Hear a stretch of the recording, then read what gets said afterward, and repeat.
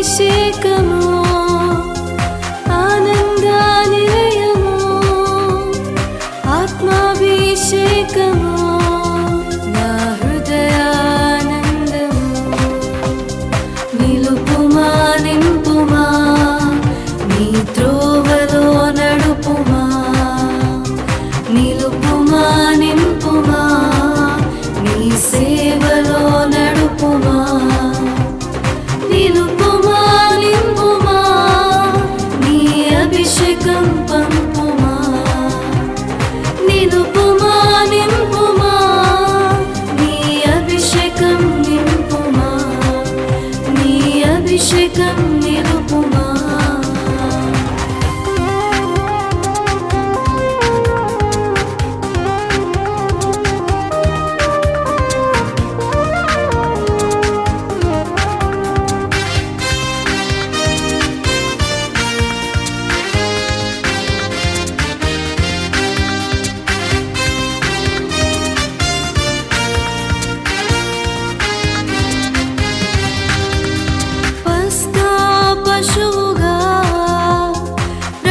అభిషేకము రక్తవర్ణుడై ప్రేమాభిషేకము పగటి వేళలో మేఘాభిషేకము. అధ్యాయం 29వ వచనం. కలిగిన ప్రతి వానికి ఇవ్వబడును. ప్రార్థన. మహోన్నతుడాన్ని కొందనాలు. మత కొద్ది నిమిషాలు మాట్లాడండి. మమ్మల్ని బలపరచుమని యేస్తున్నామని అడుగుచున్నాను పరమ తండ్రి. ఆమేన్. ఒక ఆసక్తి కలిగించే మాట ఇది. కలిగిన ప్రతి వానికి. బాగుందా ఈ మాట? కలిగి ఉండడం అంటే ఏంటి? ఉన్నోడు అని అర్థం. కలిగిన వాడంటే ఉన్నవాడు. ఏమి ఉన్నవాడు? ఏదైతే అది. వస్త్రాలు ఉన్నవాడు కావచ్చు, బంగారం ఉన్నవాడు కావచ్చు, భూములు ఉన్నవారు కావచ్చు, ఏమైనా సరే. ఇవన్నీ ఏమిటి? కలిగి ఉండుట. నీ దగ్గర ఎంతైతే ఉందో అదంతా నువ్వు కలిగి ఉన్నదే. ఇక్కడ రాయబడిన మాట ఏంటి అని అంటే, కలిగిన ప్రతి వానికి ఇవ్వబడును. లాజిక్ అర్థం చేసుకోవాలి అందరూ కూడా. అంటే అందరూ కలిగిన వారేనా? చెప్పాలి. అందరూ కలిగిన వారేనా? ఇప్పుడే కదా పాడుకున్నాం పాట. ఏమీ లేని కానీ ఏమి కలిగిన వారము. చప్పలు కొట్టండి ఒకసారి దేవుడు. ఏమీ లేవు. భూములు లేకపోవచ్చు, బంగారం లేకపోవచ్చు, భవనాలు లేకపోవచ్చు, బట్టలు లేకపోవచ్చు, కానీ ఏమి కలిగి ఉన్నాము అనంటే ఆయనను కలిగి ఉన్నాము కనుక కలిగిన వారికి ఏం చేయబడుతుందట? ఇవ్వబడును. దేవుని స్తోత్రం. అంటే ఏమి కలిగి ఉండాలి అనంటే దేవుణ్ణి కలిగి ఉంటే నీకు అన్నీ సమృద్ధిగా ఇవ్వబడతాయి. చెప్పకూడదు. దేవుని మహిమపడదాం. హల్లెలూయా. ఏమి కలిగి ఉన్నా కానీ ఇబ్బంది, ఏమి ఉన్నా కానీ అది అవసరం లేదు, కానీ ఎన్నున్నా నీ లెక్కలు అవసరం లేదు, కానీ ఆయన కోరుకునేది ఏమిటి అని అంటే ఆయనను కలిగి ఉంటే అన్నీ ఉన్నట్టే. ఆయన ఉంటే అన్నీ ఉన్నట్టే. దేవునికి మహిమ కలుగును గాక. ఇప్పుడైతే లేదు, కానీ భారతదేశంలో ఉన్న సాంప్రదాయ ప్రకారంగా భర్త చనిపోతే భార్యకి ఏం చేసేవారు తెలుసా? ఏం చేసేవారు? ఒకప్పుడైతే మరీ దారుణం. భర్తతో పాటుగా భార్యను కూడా చితిమంటల్లోకి తోసేసేవారు. రాజా రామ్మోహన్ రాయ్ గారు, అలాగే విలియం కేరీ లాంటి మహానుభావులు ఈ సాంప్రదాయాలను వారు వ్యతిరేకించిన తర్వాత కొంచెం డౌన్ చేసి ఏం చేశారు అంటే, సరే చచ్చిపోకూడదు కానీ చచ్చిపోయినట్టుగానే ఉండాలన్నట్టుగా ఏం చేశారు తెలుసా? గుండు చేయించేసేసి తెల్లచీర కట్టుకొని గాజులు పెట్టుకోకుండా, బొట్టు పెట్టుకోకుండా, ఏమి పెట్టుకోకుండా ఏమనేవారు? బోడి దానిలాగా ఉండాలనేవారు. అంటే ఏమిటి? ఆయన లేడు కాబట్టి. ఎవరు లేరు? భర్త లేడు కాబట్టి ఏమీ లేని దానిలా నువ్వు కూడా ఉండాలి అని. మరి మనం ఎవరిని కలిగి ఉన్నాం చెప్పండి? దేవుణ్ణి కలిగి ఉన్నాము కనుక మన దగ్గర ఏమి లేకపోయినా కానీ అన్నీ ఉన్నట్టే. దేవునికి స్తోత్రం. హల్లెలూయా. దేవునికి మహిమ కలుగునుగాక. కలిగిన వానికి ఏం చేయబడుతుందయ్యా అంటే ఇవ్వబడుతూ ఉంది. ఎవరైతే కలిగి ఉంటారో. ఏమి కలిగి ఉన్నారు మీరు? ఏం కలిగి ఉన్నారు? నేను చెప్పనా? నోరు కలిగి ఉన్నారు. ఈ నోరు దేనికోసం వాడుతున్నారు చెప్పండి? నోరు కలిగి ఉన్నారు. ఇంతకుముందు ధ్యానంలో ఎంత మేము ప్రార్థన చేయండి అన్నా, స్తుతి చేయండి అన్నా కొంతమంది స్పందించకుండా ఉండిపోయారు. నేను కాదు చూస్తా, అది మీకు తెలుసు, దేవుడికి తెలుసు. అవునా? ఎవరి పనుల్లో వారు ఉన్నారు. ఇక్కడ ధ్యానం జరుగుతూ ఉంటే మాటలు వినపడుతున్నాయి. అంటే దాని అర్థం ఏంటి? ఎవరి పనుల్లో వారు ఉండిపోయారు. నీ స్వరాన్ని ఎవరికి ఉపయోగించాలి అని అంటే దేవుని కోసం వాడబడాలి. ఏముంది ఇప్పుడు నీ దగ్గర? ఏంటంటే నీ స్వరం ఉంది. ఏముంది నీ దగ్గర? నీ చేతులు ఉన్నాయి. ఏముంది నీ దగ్గర? నీ పాదాలు ఉన్నాయి. ఏముంది నీ దగ్గర? నీ కళ్ళు ఉన్నాయి. ఏముంది నీ దగ్గర? నీ చెవులు ఉన్నాయి. ఇవన్నీ నువ్వు కలిగి ఉన్నావు. వీటిని ఎవరైతే సక్రమంగా వాడుకుంటారో వారికి సమృద్ధిగా ఇవ్వబడుతుంది. చెప్పకూడదు దేవుని మహిమ. అంతలాగా ఆయన కోసమే పాడుతూ ఉంటే మా పిల్లల గురించి ఏం చెప్పాలి? మా ఆయనతో ఏం మాట్లాడాలి? పక్కింటోళ్ళతో కబుర్లు ఆడుకోవడం ఎలాగా? ఫోన్లు వస్తే మాట్లాడుకోవద్దా? నిరతము పాడనిమ్ము అంటే నిరతం అనే దానికి ఉన్నటువంటి అర్థం ఏంటయ్యానంటే నీ పని కాకుండా నువ్వు ఖాళీగా ఉన్నప్పుడల్లా నువ్వు చేయాల్సింది ఏంటయ్యానంటే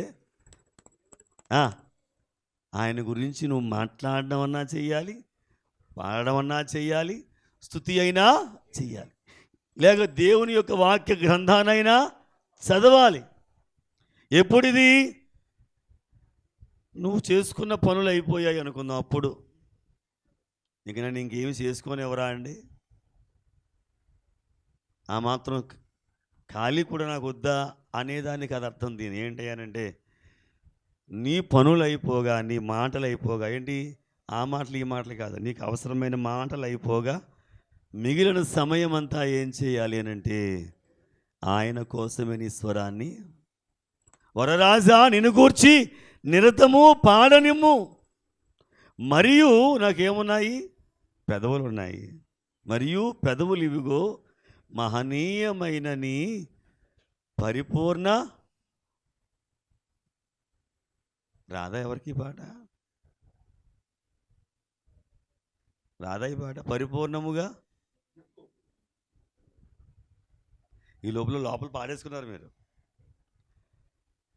లోపల పాడుకుంటేనే వస్తుంది పాట, మధ్యలో పాడమంటే పరిపూర్ణముగా నింపేసాయి. అంటే అసంపూర్ణంగా కాదు, కొంచెం కాదు, పరిపూర్ణమునగా సంపూర్ణంగా నింపే. నా నోరంతా నీ నామస్మరణతోనే సాగిపోవాలి. యేసు నీ నామం ఎంతో మధురం. యేసు నీ నామస్మరణే నాకు ఆయనతోనే ఉండాలి. కనుక కలిగి ఉన్నటువంటి వానికి, ప్రతి వానికి ఏం చేయబడుతుందంట? ఎవరైతే ఈ స్వరాలతో ఉంటారో వారికి మాత్రమే దైవ స్వరం అందుతుంది. చప్పలు కూడా దేవుని మహిమపరుద్దాం. వారికి అందించబడుతుంది. దేవుడు వారితో నిత్యము మాట్లాడుతూనే ఉంటాడు. నువ్వెందుకంటే నువ్వు ఆయనకు పాటలు పాడుతున్నావు, స్తుతులు చేస్తున్నావు, వాక్యం చదువుతున్నావు, పాటలు పాడుతూ ఉన్నావు కనుక నిత్యము ఆయన స్వరము నీకు వినబడుతుంది. నీ స్వరము నాకు వినబడనిమ్ము అంటున్నాడు పెండ్లి కుమారుడు. ఏమంటాడు? నీ స్వరము నాకు వినబడనిమ్ము, నీ ముఖము నాకు కనబడనిమ్ము అంటున్నాడు. దేవునికి స్తోత్రం. నీ స్వరం వినబడకపోతే ఆయనకు బాధగా ఉంది. నీ ముఖము కనబడకపోతే ఆయనకు బాధగా ఉంది. కనుక ఆయన కోరుకునేది ఏమిటయ్యానంటే నీ స్వరము నాకు. అంటే వినబడాలంటే ఏం చేయాలి? ఆయన గురించి చెప్తే ఆయనకి అర్థమవుతుంది. ఆయన్ని కేకేసినప్పుడు ఆయనకి సంబంధించిన మాటలు మాట్లాడాలి. పిల్లోడికి కేకేసినప్పుడు పిల్లోడికి సంబంధించిన మాటలు మాట్లాడాలి.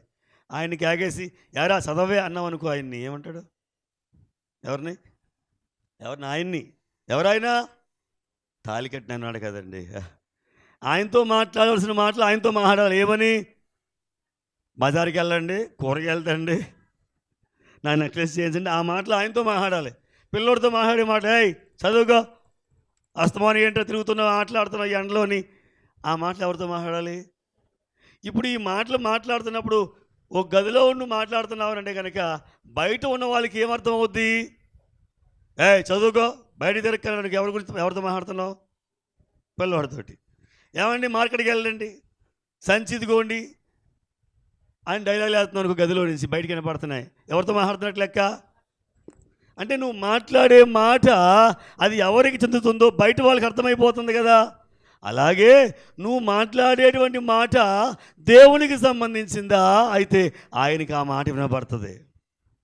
అందుకని నీ స్వరము నాకు అంటే నీ స్వరం వినబడకుండా చేస్తున్నావు, నీ స్వరాన్ని ఆయనకు వాడకుండా చేస్తున్నావు, నీ స్వరాన్ని ఆయనకి ఇవ్వకుండా చేస్తున్నావు.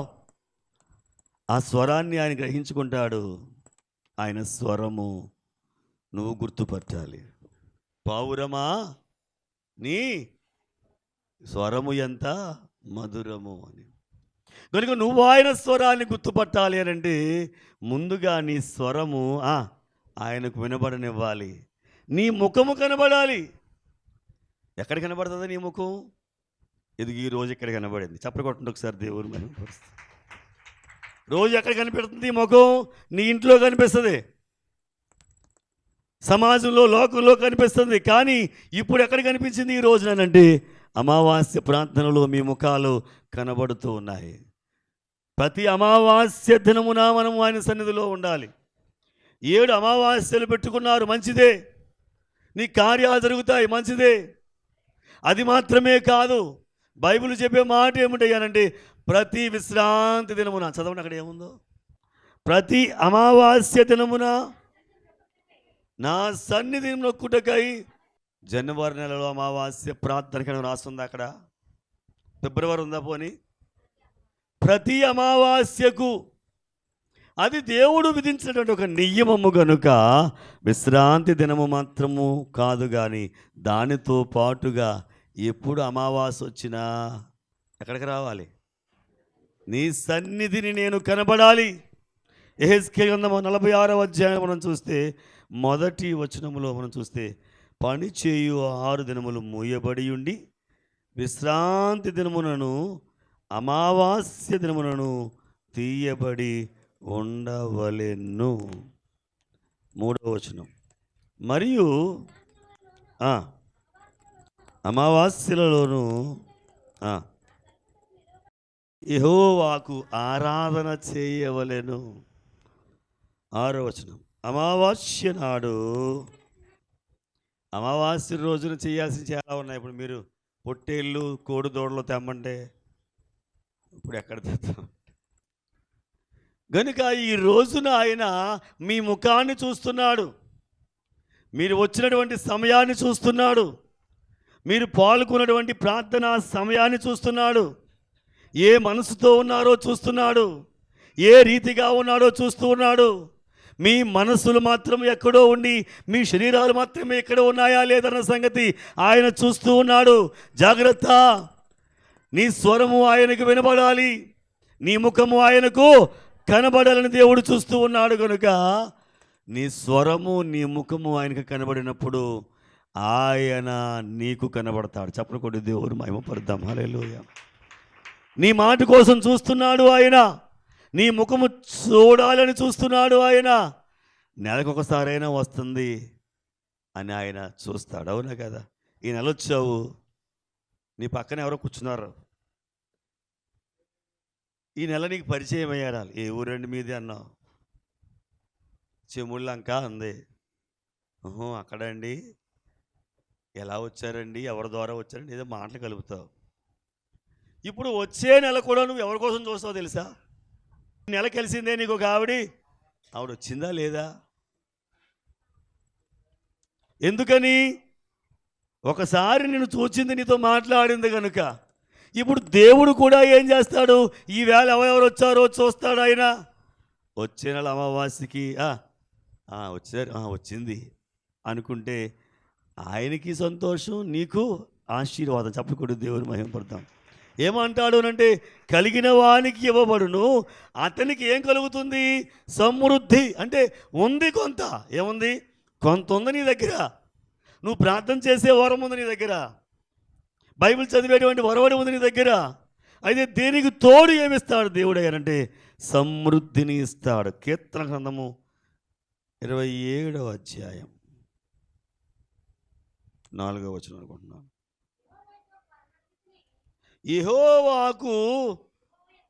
యెహోవా యొద్ద ఒక వరము అడిగి తిని దానిని నేను వెదకుచున్నాను. యెహోవా ప్రసన్నతను చూచుటకును ఆయన ఆలయములో ధ్యానించుటకును నా జీవిత కాలమంతయు నేను యెహోవా మందిరములో నివసింపగోరుచున్నాను. చప్పుడు కూడా దేవుని మహిమపడదాం. హల్లెలూయా.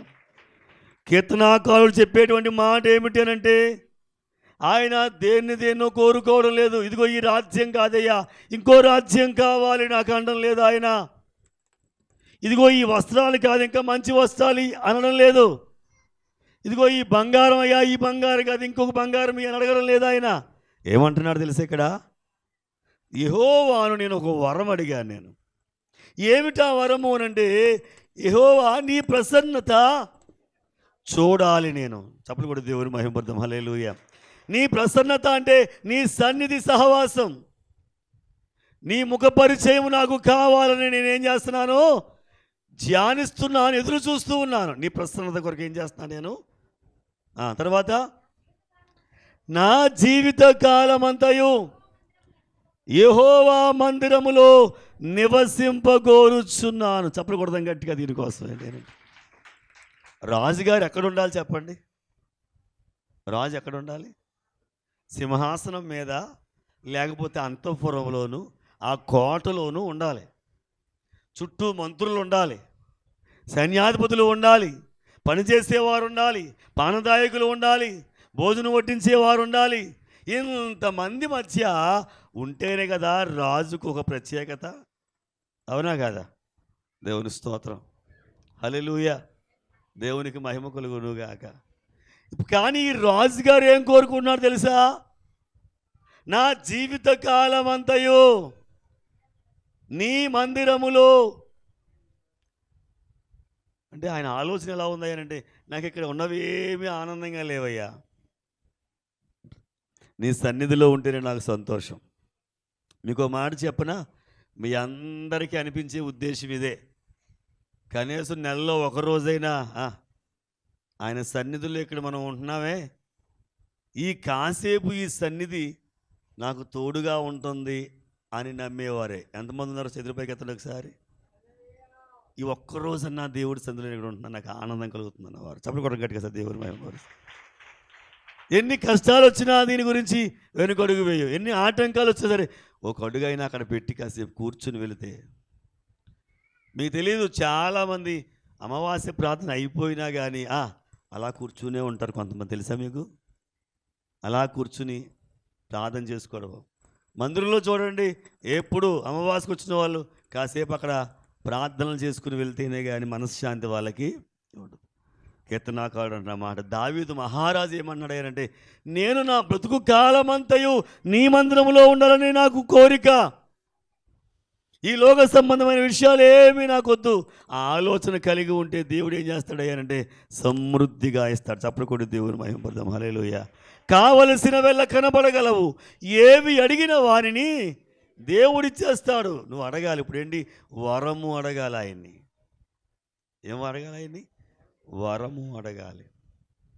వరం అడగడం అంటే, వరం అంటే అర్థం ఏంటి? వరం అంటే మీ అందరికీ వరాలు ఉన్నాయా లేదా? పాటలు పాడే వరాలు ఉన్నాయి, వాక్యం చదివే వరాలు ఉన్నాయి, ప్రార్థించే వరాలు ఉన్నాయి, ధ్యానించే వరాలు ఉన్నాయి. కానీ కీర్తనాకారుడు వరం ఏమిటంటే నీ ప్రసన్నతలో నేను ఉండాలి, నీ సన్నిధిలో, నీ మందిరములో నేను నా జీవితకాలం అంతా ఉండాలని కోరుకుంటున్నానయ్యా. ఇంకేమీ నేను కోరుకోవడం లేదు. నీ రక్షణే నాకు ఆనందము, నీ సేవయే నాకు ఆధారం. నాకున్నది ఏంటంటే స్వరమిదుగోగొను మీ వరరాజా నేను గూర్చి నిరతము పాడాలి, నిరతము చెప్పాలి, నిరతము నీ సన్నిధిలోనే ఉండాలి నేను.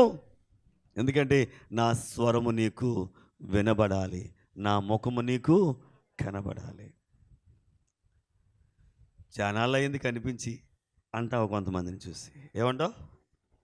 చానాళ్ళు అయింది చూసి, చానాళ్ళు అయింది కనిపించి, ఈ మధ్య కనిపించట్లేదేంటి, ఇక్కడ ఉండట్లేదా? అప్పుడు ఎదుటి వాళ్ళ సమాధానాలు ఏంటి? ఇక్కడే ఉన్నాను కానీ బయటికి పెద్ద రావట్లేదు, లేకపోతే ఊళ్ళో లేను, పిల్ల దగ్గరికి వెళ్ళాను, అంతేనా? లేదంటే ఒంట్లో బాగోలేదు, హాస్పిటల్లో ఉండొచ్చాను. ఇవి సమాధానాలు. ఎందుకని?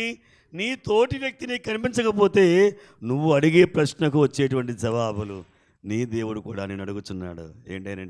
ఏంటి అమావాస్యకి రావట్లేదు ఈ మధ్య?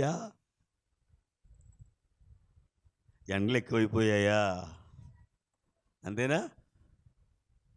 గత నెల భయంకరమైనటువంటి ఎండలు ఏం చేస్తాయి? మనల్ని ఆయనకి కనపడనివ్వకుండా చేసేస్తాయి. వర్షము ఆయనకి కనపడనివ్వకుండా చేసేస్తుంది. ఒకవేళ ఎక్కడ కాదు, విపరీతమైన చలి అనుకోండి, చలి కూడా ఆయనని కనపడకుండా చేసేస్తాయి. దేవుడు నీ కోసం వెతుకుతూనే ఉంటాడు. నువ్వు వచ్చావా లేదని చూస్తూనే ఉంటాడు. నువ్వు ఆయన సన్నిధిలో ఉన్నావా లేదని చూస్తూనే ఉంటాడు. కనుక ఆయన సన్నిధికి మనం వచ్చడం ద్వారా నువ్వు కలిగి ఉన్నదానికంటే ఇంకా ఏమవుతావు? సమృద్ధి నీకు కలుగుతూ ఉంది. కనుక ఆయన సన్నిధిలో ఎక్కువసేపు గడపడానికి వరాన్ని అడుగుదాం ఆయన్ని. ప్రభువా, నేను ఇంకా నీ సన్నిధిలో గడపాలి ఆయన అని ఆయన దగ్గర నువ్వు వరము కోరుకోవాలి. దేవుని స్తోత్రం, హల్లెలూయా. దేవునికి మహిమ కలుగును గాక. అయితే నీలో ఉన్న వరాలని నువ్వు వ్యర్థం చేయొచ్చు. 1 తిమోతి పత్రిక 4వ అధ్యాయము 14 నుంచి చూస్తే నీలో ఉన్న వరాలను మీరు ఏం చేయకూడదు? 4:14 నుంచి 1 తిమోతి 4:14.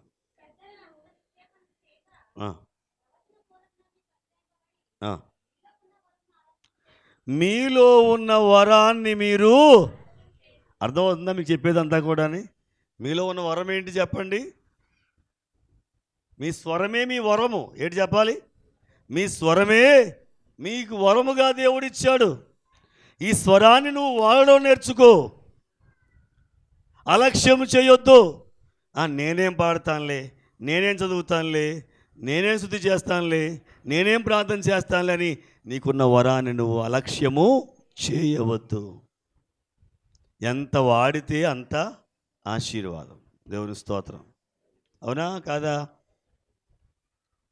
కత్తిపీట వాడుతూ ఉంటే పొదనెక్కుద్దా, లేకపోతే పక్కన కోస్తే అరిగిపోద్దని చెప్పేసి పక్కన పెడితే బాగుంటుందా? నూతిలో నీళ్ళు తోడుతూ ఉంటే ఊరతాయా, తోడకుండా ఉంటే పాత పడిపోతాయా? తోడుతూ ఉంటే ఎప్పటికప్పుడు కొత్త నీరు. ఏం చెయ్యాలి? నీకున్న వరాల్ని అలక్ష్యము చేయొద్దు, వాడుకోవడం ప్రారంభించు. అప్పుడు నీకు సమృద్ధిగా ఇవ్వబడుతుంది. చెప్పలు కొడదాం సార్, దేవుని మహిమపరుస్తూ. నీకు కలిగి ఉన్నది దానిని ఏం చేయాలి? వాడడం నేర్చుకుంటే నీకేమివ్వబడుతుంది? సమృద్ధిగా నీకు అనుగ్రహించబడుతుంది. ననగ రాగ మతిశైలుచునుండు, తినగ తినగవేము తీయ నుండు, సాధనమున పనులు సమకూడు ధరలో నా విశ్వధాభిరామ. అంతేనా? ననగ రాగము అతిశయిల్లుచునుండు. అనగా ఏమవుతుందంటే రాగం. మనం పెద్ద పాటగాళ్ళవి ఏం కాదు. మన స్వరాలు మరి దగ్గరగానే ఉంటాయి. దేనికి మా అమ్మ బాగా చెప్పిందా?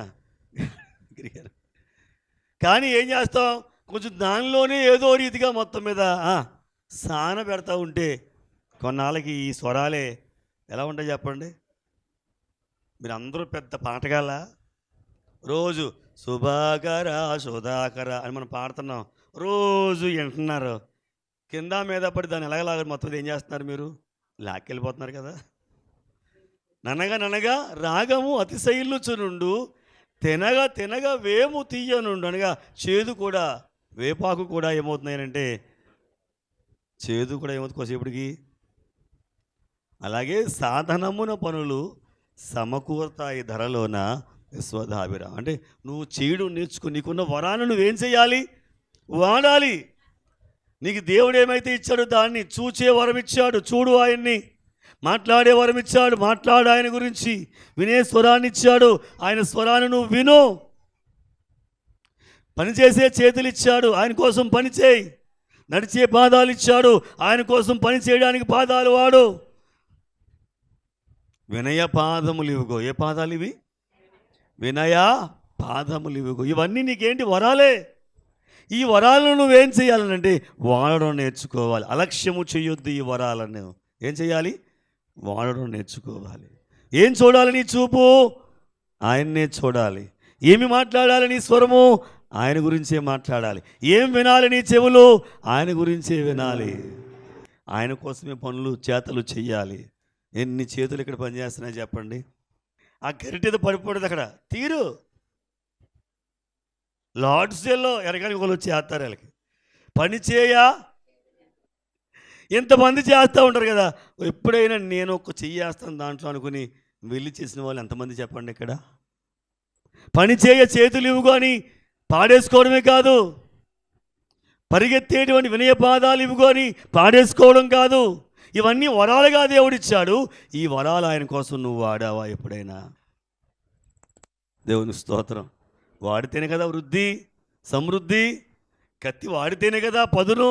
నీళ్ళు తీస్తేనే కదా ఇంకా మంచి మంచి నీళ్ళు నీకు వస్తాయి. నువ్వు వాడకుండా అలాగే ఉంటే నీకు వరాలు రావు. నువ్వు వాడకుండా అలా ఉంటే వృద్ధి కలగదు, సమృద్ధి కలగదు.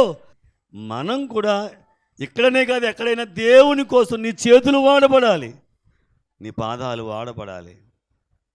ఇచ్చినటువంటి వరాలని వాడుకోవడం నేర్చుకుందాం. సమృద్ధిగా నువ్వు ఇంకా బలపరచబడాలి అని దేవుడు కోరుకుంటున్నాను. నేను ముగిస్తూ ఉన్నాను.